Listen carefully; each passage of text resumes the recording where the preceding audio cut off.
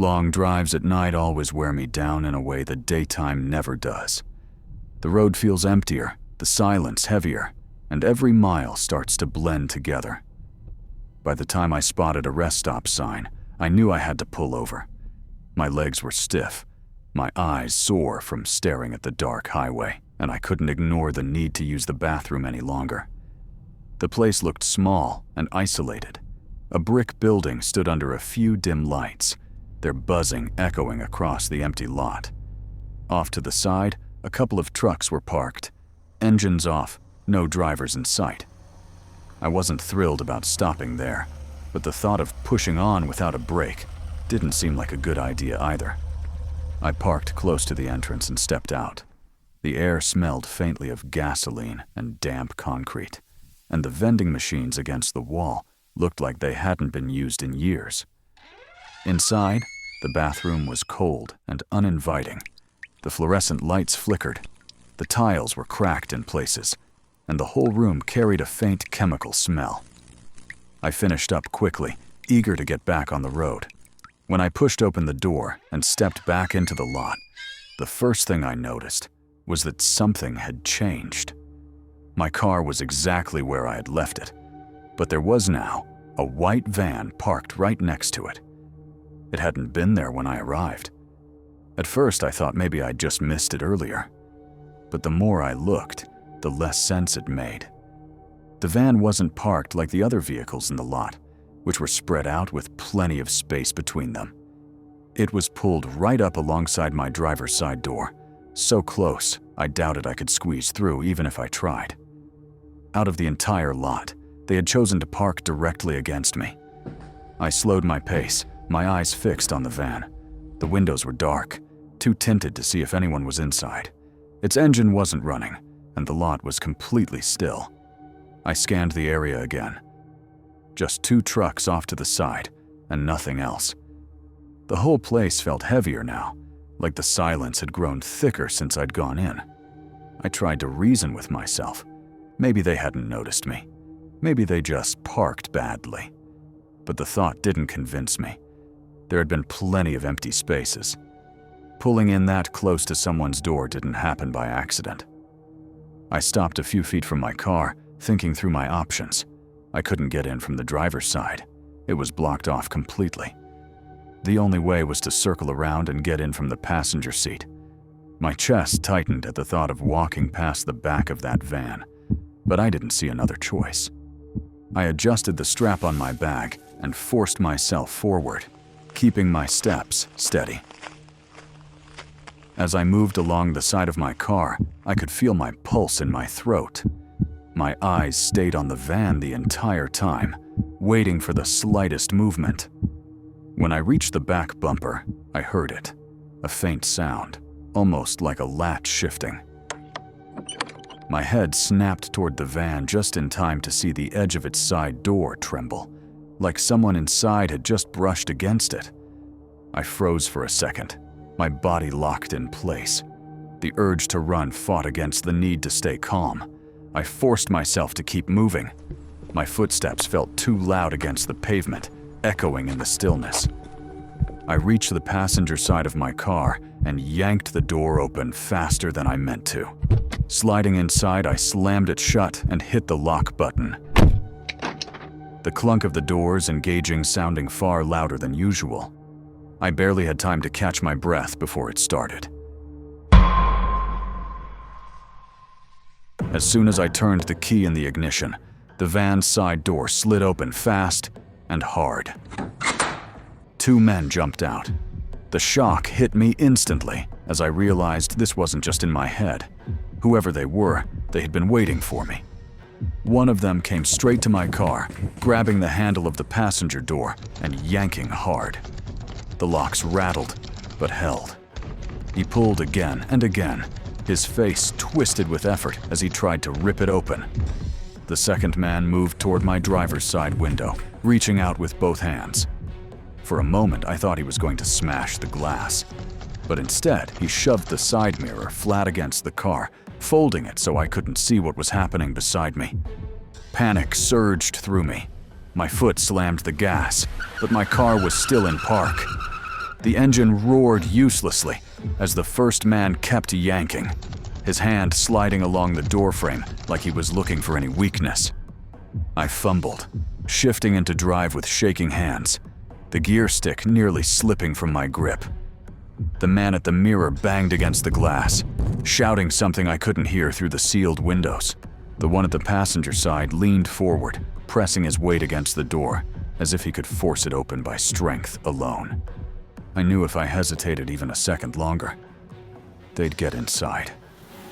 My tires squealing as the car jerked forward, the sudden momentum knocking the man at the passenger side off balance. He stumbled, and I felt the sickening thud as my bumper clipped him. In my mirror, the one on the passenger side that was still clear, I saw him tumble backward onto the asphalt as the van shrank in the distance. The only sound I could register was the engine screaming as I forced the car back onto the highway, every thought drowned out by adrenaline. I didn't slow down, not even when the rest stop lights disappeared completely behind me. All I could think was how close I had come to never leaving that place alive.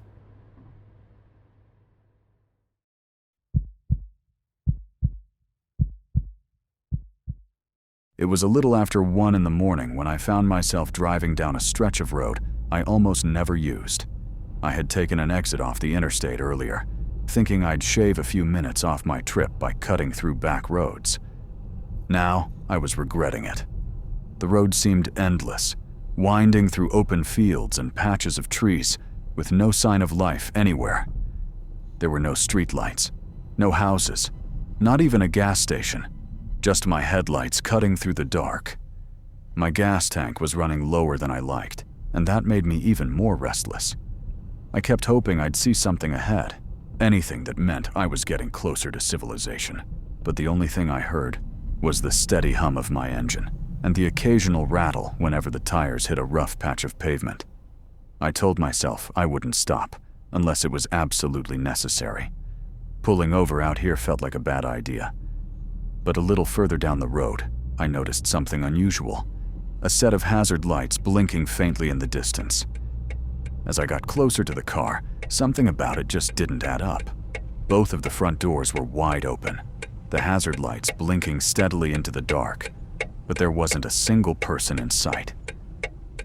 I slowed down and rolled past it, my headlights spilling across the empty interior. There was a bag on the passenger seat, a half-empty water bottle in the cup holder, and papers scattered on the floor. Whoever had been driving hadn't just walked away calmly. They'd left in a hurry. I pulled over a short distance ahead and kept my engine running.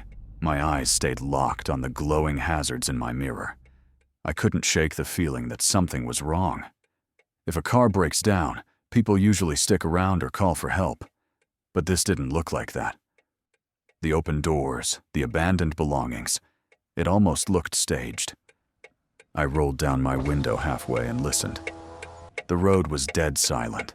No engines, no voices, not even the sound of bugs, just the faint tick of the hazards behind me. After a minute, I stepped out cautiously, leaving my own headlights aimed forward. I walked only far enough to get a better look. The keys weren't in the ignition. That stopped me cold. Whoever had been here hadn't just stepped away for a quick bathroom break. They'd taken the keys and left it looking like a scene from a crime. The driver's seat looked pushed back hastily, and the glove box was hanging half open like someone had been rifling through it. I backed up slowly, suddenly feeling exposed. My car was still idling a few yards ahead, and I realized just how vulnerable I was standing in the open like that. That's when I heard it. A sharp snap from the tree line just beyond the shoulder, like someone had stepped on a branch. I stopped moving, barely even breathing. My eyes darted to the woods, trying to pierce through the darkness. The hazard lights kept blinking, and for a split second, I thought I saw movement behind them. A shadow shifting between the flashes. I turned and walked quickly back to my car, forcing myself not to break into a sprint. My hands shook as I grabbed the door handle, slipped inside, and locked the doors instantly. My heart was pounding so loud I could hear it in my ears. I stared through my rearview mirror at the abandoned car. The hazards blinked on and off, painting the road in bursts of amber. Then I saw it. Figures, at least 2 of them, moving slowly around the back of the vehicle. For a second, one of them looked straight toward me. That was all I needed. I slammed my car into drive and hit the gas. The tires screeched against the pavement before catching, and my car lurched forward. In the mirror, I saw the figure step out onto the road. One even moved a few steps toward me, but I was already pulling away. The hazards shrinking smaller and smaller behind me. I didn't let off the gas for miles. My hands trembled against the steering wheel, my breathing quick and shallow. It finally clicked what had just happened. That car hadn't broken down. It hadn't been left there by accident. It was a setup. Someone had parked it like that, hoping a stranger would stop, and I had almost been the one to take the bait.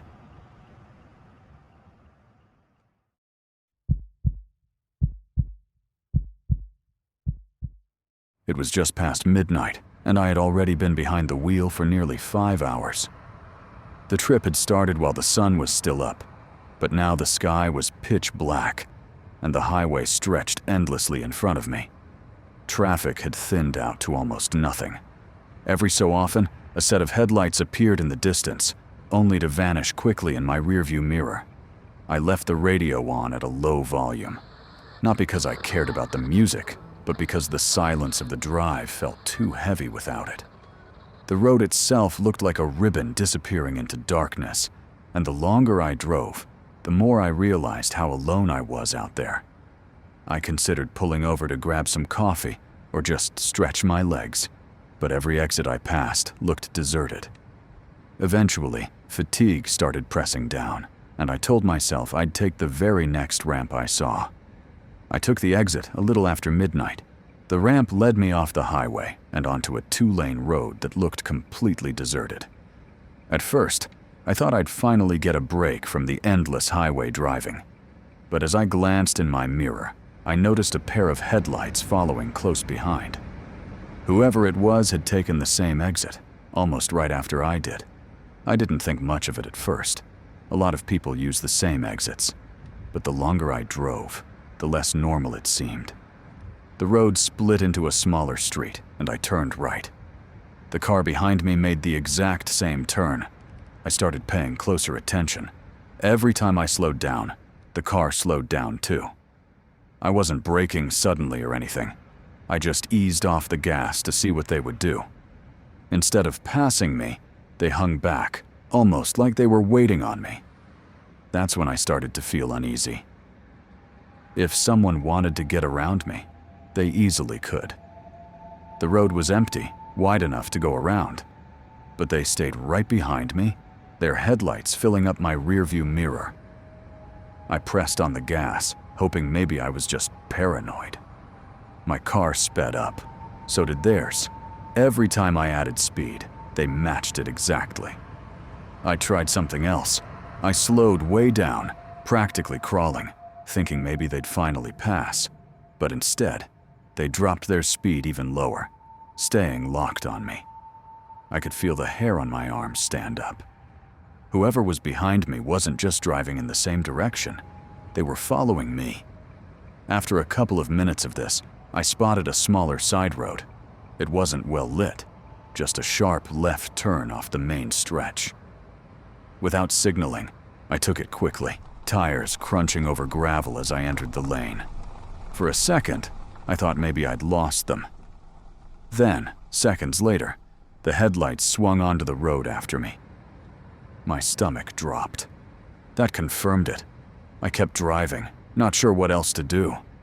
Then the car behind me suddenly flicked on its high beams. The light blasted into my mirrors, so bright it lit up the inside of my car and nearly blinded me. I squinted and leaned forward, trying to see the road, but it was almost impossible. They kept the high beams on, holding them there like they were trying to force me off the road or make me stop. My hands tightened around the wheel. My chest felt tight as I tried to keep control of the car. Every curve was a risk, and I could barely make out the edge of the asphalt. The other car got closer, so close I thought they might actually hit me. I pressed harder on the gas, desperate to get away. My speed climbed, but they stayed right on me. The high beams never went off. For the next few minutes, it felt like I was trapped in some kind of nightmare. No other cars, no houses, no gas stations, just me and whoever was back there. The road twisted through empty fields, and I started to wonder if I'd made a mistake taking that exit at all. I stayed on that back road a lot longer than I wanted to. Every turn felt the same, and the dark fields on both sides gave me no sense of direction. I just kept driving, waiting for any sign that would lead me back to the interstate. My eyes kept flicking to the mirror, and every time, those same headlights were still there. It was like they were glued to me. Eventually, I saw a sign pointing toward the highway. I took it following a winding road that finally merged back onto the main stretch of interstate. For a moment, I thought maybe I had lost them in the process, but as soon as I settled into the right lane, I caught sight of them again. They had made it back too. The sight of those lights nearly made my stomach flip. No matter what I did, they wouldn't stop.